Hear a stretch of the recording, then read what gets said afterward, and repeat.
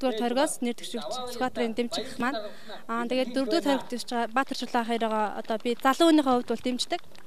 Яагаад дэмжих болсон шалтгаан байг бол одоо манай оюутан залуучуудын одоо холбоог үүсгэн байгуулсан Өвөр Ангаа аймгийн хэмжээнд тэр талаараа одоо манай оюутан залуус ер нь бол одоо цаашны төгсөгчд ер нь бол дэмжиж байгаа. Энэ бол их чухал цаг үеэ олсон асуудал болж байна. Энэ бол ерөөсөө цаашдаа Монгол эх орныг энэ залуу ирээдүйтэй боловсралтай боловсон хүчин залгамж халаа болж удирж авч явах мэдлэг боловсрал сайтай энэ хоёр залуу дэвшиж гарч ирсэнд баяртай бахархалтай сэтгэл дүүрэн байна.